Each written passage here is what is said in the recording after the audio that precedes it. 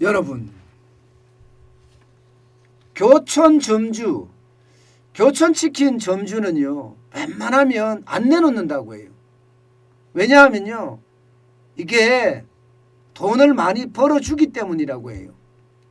실제로 말입니다. 지난해 기준에 교촌치킨 가맹점 월평균 매출액이 전년 대비해서 14%가량 올랐다고 합니다.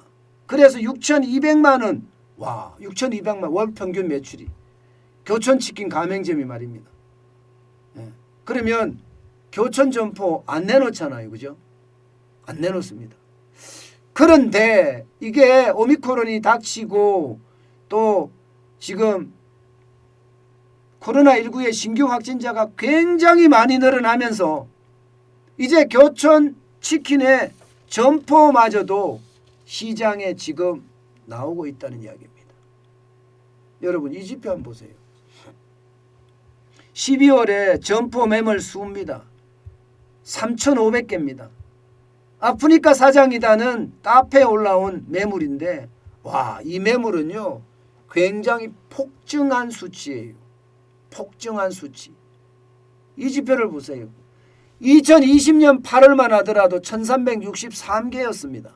그런데 2021년 8월에는 2배가 넘게 늘어났죠.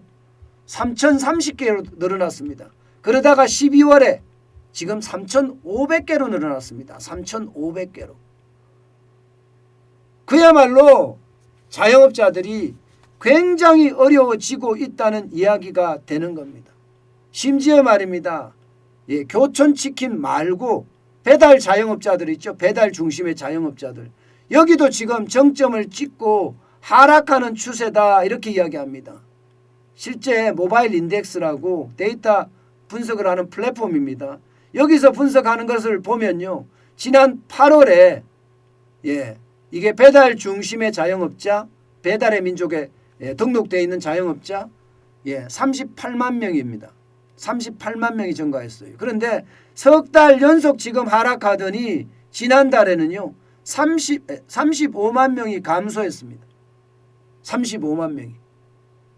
그러니까 제가 여러분들에게 말씀드린 것 중에 배달 음식에도 질리는 경우가 있다 이런 말씀을 드렸잖아요.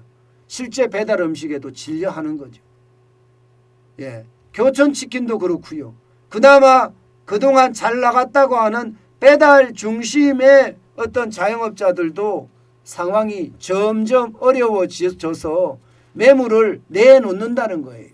게다가 12월에 이렇게 많이 내놓는다는 자체가 지금 상황이 굉장히 어렵다는 겁니다. 굉장히 어렵다는 거예요. 여러분 이 지표 한번 보세요. 이 지표. 이미 거리두기를 강화하고 나서 매출이 두둑두둑 떨어진다고 이야기합니다. 실제 인기 프랜차이즈나 혹은 인기 주점들 있잖아요. 예, 이런 데도 매출이 지금 적게는 60%, 많게는 90%가 떨어졌다고 이야기할 정도로 최악의 상황으로 달리고 있다. 이런 얘기입니다. 그만큼 말입니다. 자영업자의 매출은 지금 12월 둘째 주도 마이너스 4.6%잖아요.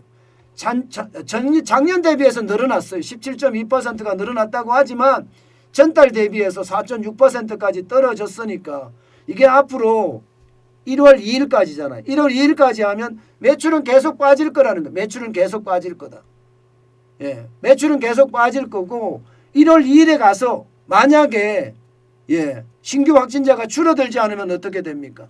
그렇게 되면 또 최악의 상황으로 갈 수밖에 없다. 이런 얘기가 점점 나오고 있는 겁니다. 그만큼 지금 자영업자들의 상황은 그 어느 때보다 심각하다. 이렇게 이야기할 수 있습니다.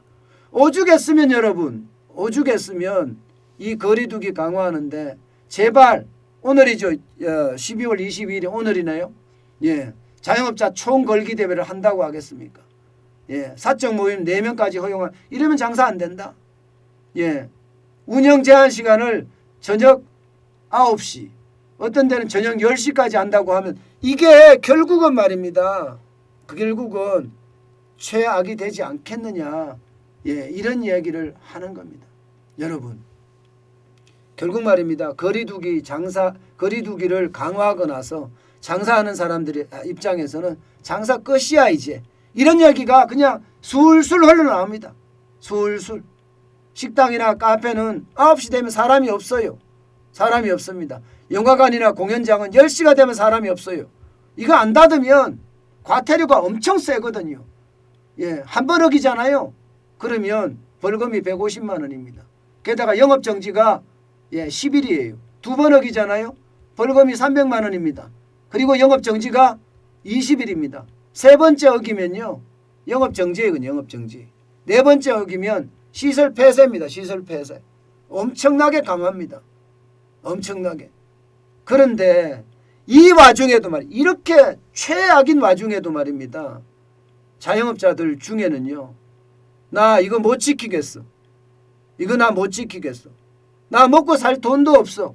빚만 천지야. 이렇게 가면 나 죽어. 이러면서 말입니다. 24시간 정상 영업을 하겠다는 사람들까지 나서고 있습니다. 예, 제가 말씀을 드렸잖아요. 지금 자영업자들은 벼랑 끝이 아니라고 이제는요. 더 이상 버틸 힘이 없다고요. 버틸 힘이. 예, 이제는요. 이들에게 생활비가 있을 수가 있는 것도 아니고 매출이 많이 늘어서 여러분 이게 대출에 대한 이자라도 갚을 수 있으면 다행이지만 그러지도 못한다는 거예요. 10억이라는 대출은 여러분 알다시피 이것은 빚이 아닙니다. 예, 빚이 아니에요. 그것은 고통입니다. 이제 대출 금리까지 오르고 있으니 할 수밖에요. 물론 이 카페 업체는요 24시간 정상 영업한다고 했다가 결국 말입니다. 구청인가요? 동사무소인가요? 고발당했죠. 고발당해서 한 곳은 정지하고 한 곳은 또 고발 예정이라고 한다고 합니다. 이 전국에 14개가 있다고 하는데요. 제주도에 있는 거는 폐쇄를 했고요. 앞으로도 10억의 빚이니 어떻게 감당하지를 못한다는 거예요. 맞습니다. 빚의 고통이 얼마나 큰지 여러분 빚이 있는 사람은 그 고통을 알 수가 있습니다. 저는 그 어느 때보다가 지금 자영업자들은 고통의 연속이다. 고통의 연속이다. 저는 12월, 1월 이때를 가장 최악으로 지금 보고 있는데요. 실제 최악으로 가고 있는 그 모습이 진짜 안타깝습니다. 이게 모두가 함께 살 수 있어야 되는데 이게 모두가 함께 살 수 있는 구조는 아니니까요. 그만큼 어려워 보인다는 이야기입니다. 그렇지만 아마 자영업자들은요. 자영이잖아요. 스스로 경영을 하잖아요. 그래서 저는 스스로 또 일어날 수 있을 거라고 생각을 해요. 포기만 하지 않는다면 분명히 스스로 일어날 수 있고요. 또 스스로 일어날 수 있을 때 새로운 희망을 찾지 않을까요? 저는 절대 포기란 단어는 입에 담지도 말고요. 하지도 말고요. 그러면서 언젠가 다시 돌아오게 될 굉장히 멀리 있는 아득한 희망이지만 그 희망의 끈앞을 조금이라도 이렇게 잡고 있어야 될 것 같습니다. 그렇지 않고서는요. 버티지 못할 것 같아요. 여러분들 중에도 많은 자영업자분들이 있을 텐데요. 정환전 TV 와서요. 하소연도 하세요. 저는 언제든지 환영합니다. 저는 자영업자들이 이게 창살 없는 감옥에서 누구하고 말도 못합니다. 누구하고 말도 못해요. 혼자 끙끙 앓다가 고통을 그냥 스스로 느끼고 있는데 그러지 마시고요. 정환전 TV 보시면서 댓글로도 하소연하시고 그리고 뭐 필요하면 전화도 하셔갖고 하소연해서 푸세요. 그래야지 살 수 있습니다. 그래야지 버틸 수 있습니다. 저는 우리 자영업자들을 믿습니다. 우리 대한민국도 믿고요. 그 언젠가는 그 희망이 현실이 될 날이 올 겁니다.